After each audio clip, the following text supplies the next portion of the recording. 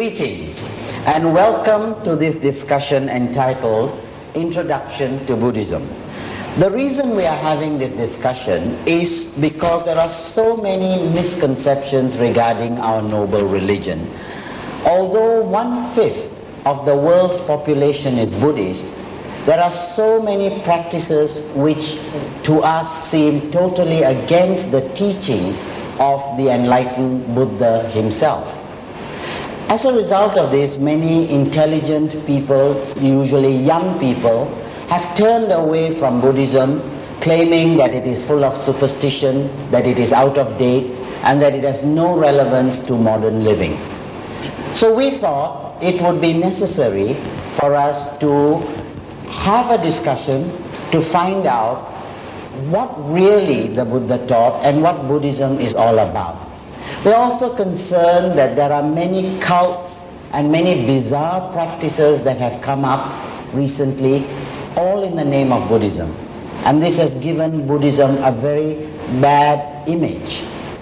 So we have decided to welcome, to invite a very prominent Buddhist scholar in the person of our most venerable Dr.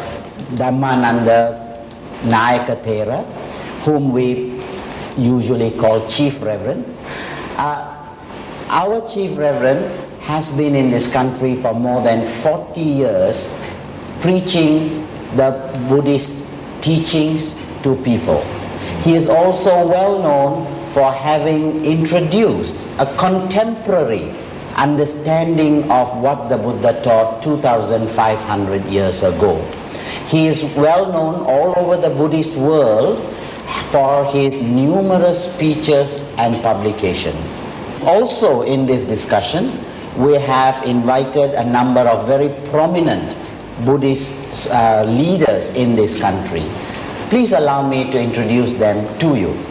First, we have Mr. Tan Tek Beng, who is the president of the Buddhist Missionary Society, which was founded about 30 years ago. Then, on his left, we have Mr. Ng Hong Pao, advisor to the Malaysian Buddhist Association. Mr. Ang Chu Hong, advisor to the Young Buddhist Association of Malaysia, and Dr. Kumarasiri, Vice President of the World Fellowship of Buddhists. I am Vijay Samaravikrama, and I am a member of the Sasana Abhivuddhiwadana Society in the Brickfields Buddhist Vihara in Kuala Lumpur. The discussion that we are going to have will be divided into 3 parts. The first part will be entitled, Why Religion? The second part, What is Buddhism? And the third part, Buddhist practices and beliefs. We hope and we know that our most venerable chief will be able to enlighten us on all these topics, and we will have a much better understanding of what Buddhism really is. Now, without wasting any more time, it is a privilege and honor to call the first member of the panel, Dr. Kumarasiri, to ask his first question. Dato. Thank you very much, Brother Vijaya. Most Venerable Nayaka Mahathera, this is indeed a great privilege and honor for us to be able to be with you this morning and to share with you your wisdom and insights into different aspects of Buddhism. Let me begin with your eminence kind permission with a fundamental question on this topic of why religion, and that is, what is religion to start with? And a corollary to that fundamental basic question is, what is the genesis of this thing we call religion, or how did religion arise in the first place? Thank you very much for inviting me to come and participate here in this religious discussion. And your question is a very interesting subject, because there are various ways for us to interpret this word religion. I think all of you know the Latin word religio, pronounced as religion in the English language. But the original meaning of the Latin word is binding. But when Christianity accepted this word, they introduced as religion by giving a meaning, a system of worshipping, praying, and belief in God, and binding and rebinding to God. And that is why this word religion has become a very popular word. Later, the followers of all the other religions also used the same word religion. Then another question arises. Is Buddhism a religion? If the real meaning of word religion is belief in God or worshipping to God, we cannot say actually the Buddha's teaching of Buddhism as religion. But if we give a wider interpretation to this word, religion means a righteous way of life for human beings to cultivate, to find out the purpose of life and the liberation from physical and mental sufferings. Then we can accommodate that word religion into Buddhism. On the other hand, why this word religion appeared in the man's mind?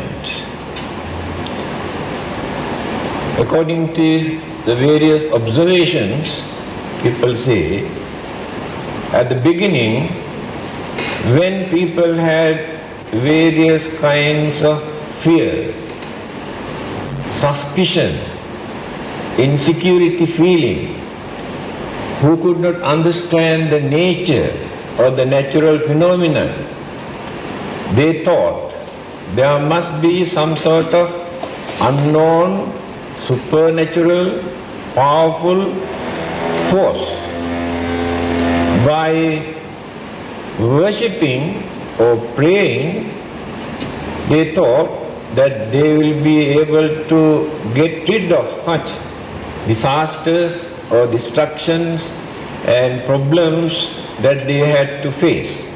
That is how people started this word religion, and as a system of worshipping, and later enlarged, elaborated, explained in various ways.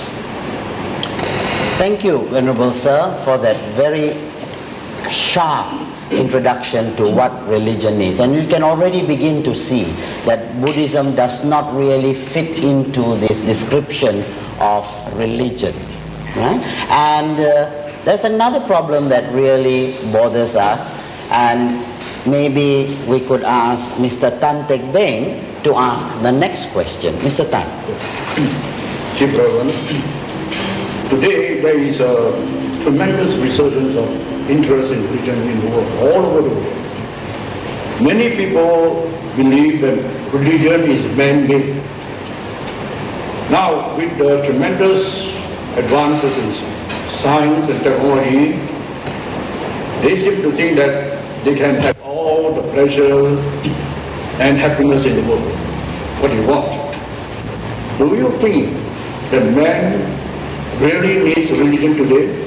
Actually, not only religion, everything that exists in this world is created by the human mind. Although people believe that religion has come down from heaven, but many people maintain religion is discovered, introduced by the human mind. In the modern society, no doubt, people have developed their intellect. Intellectual aspect of human mind alone cannot serve the mankind. That intellect can become the most dangerous force which they can use for destructive purpose. Therefore, there must be something to guide, to give proper guidelines how to maintain human life, human intelligence, human dignity, humane qualities. So, modern scientific knowledge cannot contribute all these things. In fact, without religion, we can use the word religion. Without religion, human intelligence can destroy the whole world. Then, if the situation is not very favorable today, then what would be the situation if religion never existed?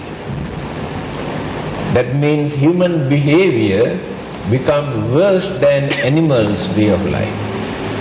Because when they added that intelligence without guiding properly, they can misuse and destroy the whole world.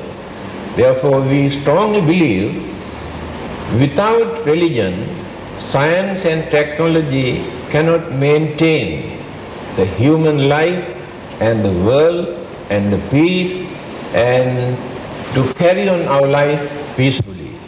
Therefore, whatever may be the label of religion, because there must be some sort of religion for human being to practice.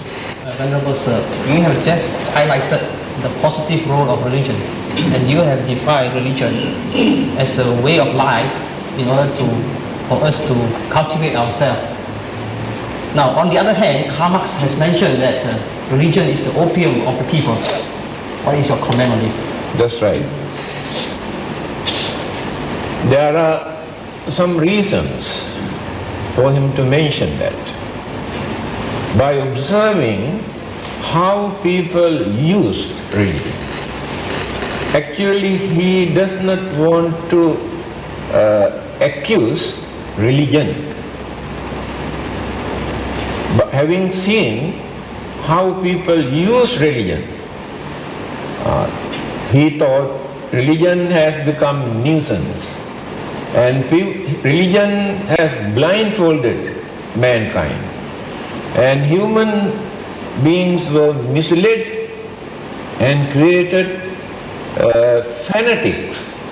At the same time, introduced superstitious belief and various ideas which disgrace human intelligence.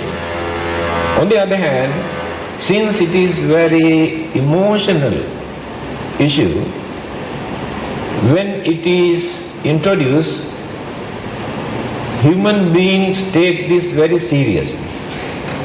After that, violence, bloodshed, and discrimination and various other problems started because of religion.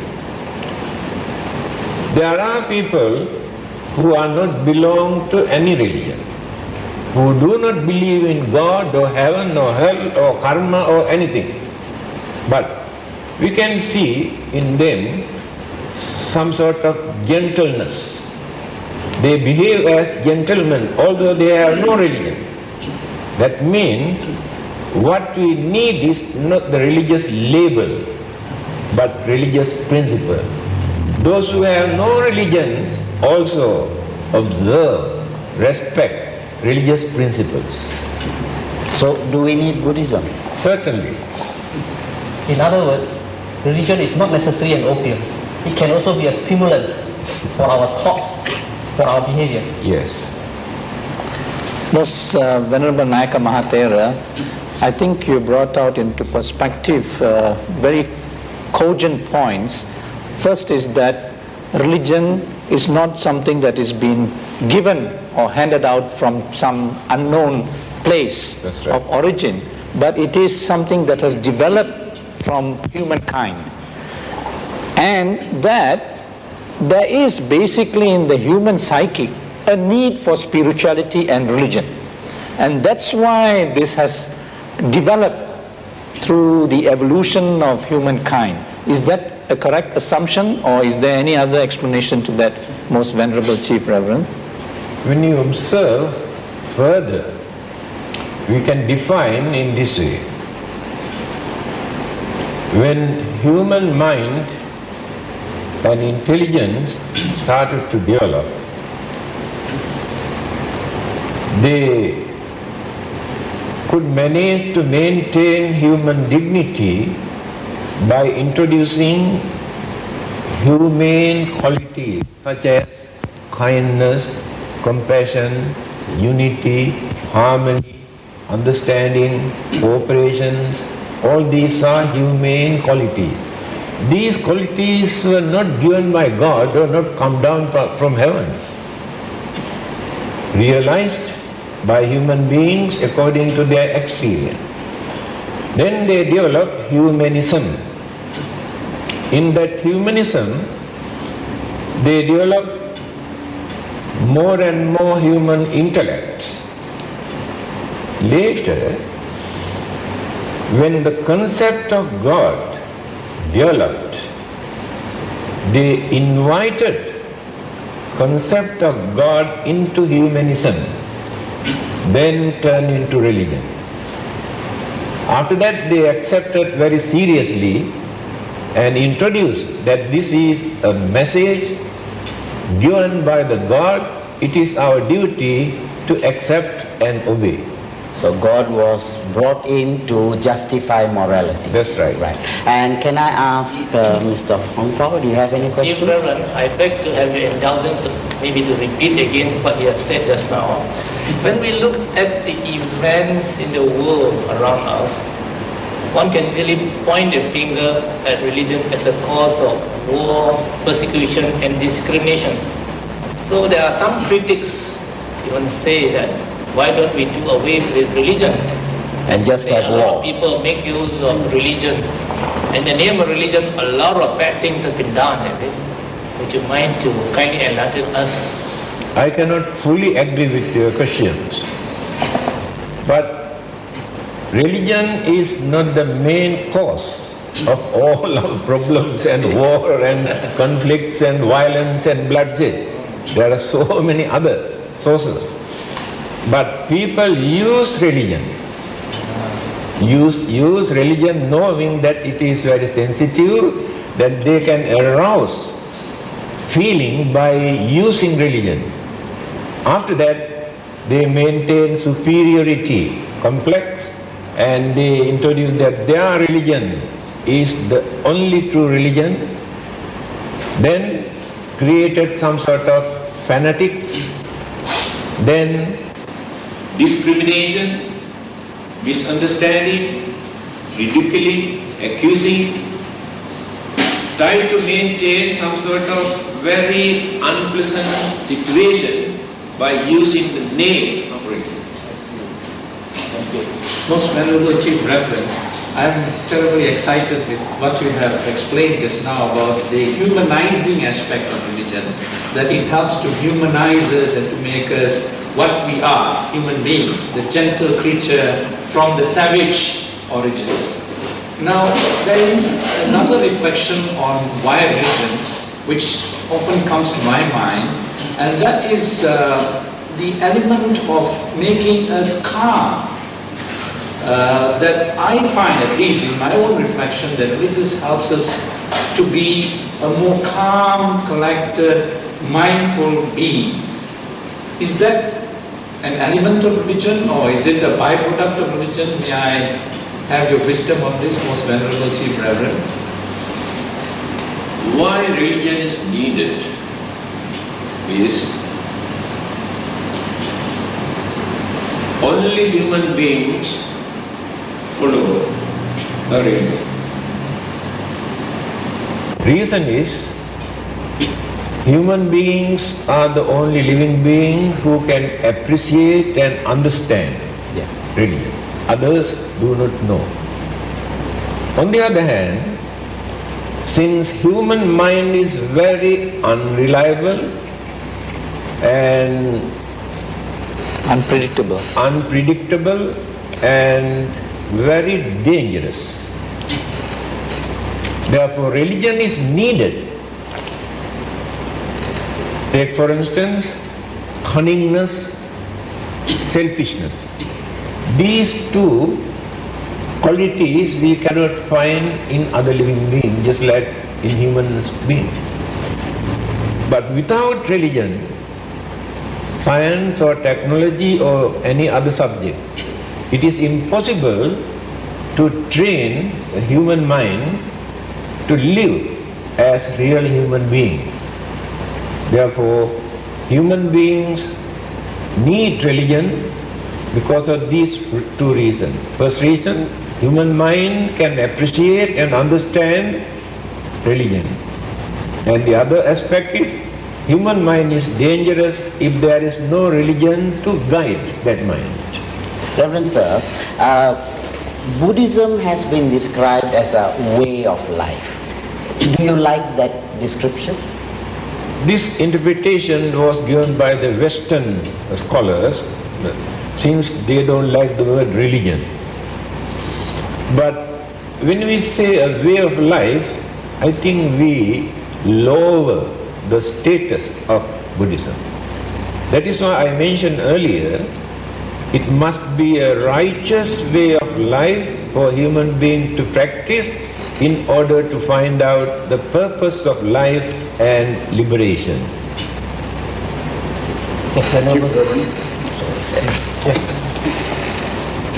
The human mind, as you said just now, is a very dangerous, what shall we say, organ, whatever it's called, in man. So I believe that in the mind there are always defilements and purities. We cannot say that a person is totally bad or totally good.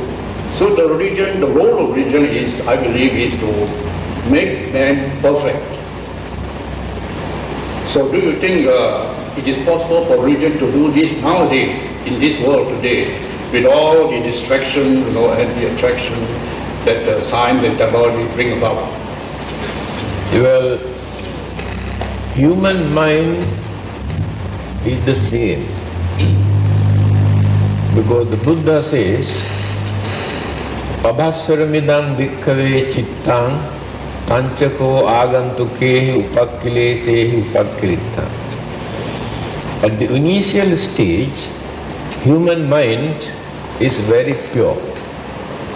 Later, when the faculties, senses develop, that human mind absorb or bring external objects into that mind and pollute the purity of the mind. And that polluted mind can be purified only through religion. There is no any other method. In the modern society, there are so many ways and means that they have introduced to arouse temptation, at the same time The senses. to arouse the animal nature of human mind. By nature we have animal nature, human nature. Also we can say we have divine nature. Here divine means sublime state. By nature we have. But certain forces suppress and certain forces arouse according to circumstances and way of life. So in the modern way of life, everything is being organized and introduced and exposed to arouse the senses and the pleasure and the temptation. That is why people are not interested to devote their time for religious practices, because they think whatever they want to do, religion says no, should not do. Therefore they don't like religion. Especially young people. So the modern cult trying to introduce religion in such a way to provide something what people need. Then they like it. That means deterioration, not the development. So we are developing our materialistic way of life, but degenerating the spiritual way of life because we have become slaves to our senses. So we need religion to guide us on the path to purification. Chu Hong? In other words, we are living in a sensuous world, the materialistic world. And religion is trying to tell us not to live so materialistically or not so sensuously. Now, how do we balance our life? Because it seems religion, according to what you have defined just now, is trying to tell us not to indulge in too much sensual pleasures, not to indulge in too much material enjoyment and things like that. Whereas we have the desire for this kind of things. So this conflict, how do we resolve this? That is why Buddhism is called middle path. According to Buddhism, there are no restrictions that the followers should not enjoy their life. They can enjoy their life very reasonable way, respectable way, without harming and bluffing and swindling and cheating others. They can enjoy their sensual pleasures. On the other hand, the Buddha also mentioned that we should not suffer in the name of religion. We should not practice self-mortification by torturing our physical body in the name of religion, such as starving without taking food and suffering from sicknesses without taking medicine in the name of religion. The Buddha never encouraged this kind of practices. So without going to any of these two extremes, by leading a normal life in respectable way, we can cultivate our religious way of life to gain the perfection, to attain the final salvation. Venerable Sir, earlier in our discussion, we have bombarded you with a lot of questions on the negative aspects of religion, and you have answered for them. Now, I believe there are also positive aspects of religion, some of which have already been mentioned by you earlier, especially those related to personal development. But I think on the overall human civilization, religion also contributed significantly to the overall advancement of human culture, especially in areas like music, architecture, literature, fine arts, and so on. This is especially so in India and many other Asian countries. Perhaps you can tell us further on the contribution of Buddhism to the area of culture, and how do we Buddhists look at culture and Buddhism? Actually, this is very interesting question for our younger generation. We must understand, as human beings, we have an extraordinary feeling, which is called emotional feeling. This emotion we cannot find in other living beings in the same manner. If we do not entertain this emotion, what will happen? Human mind can become very aggressive, very violent, and can become skeptics and also very stubborn. This cultural way of entertainment supported by religion, especially in India and China, contributed a lot to calm the human mind and get into religious way of life through these cultural practices.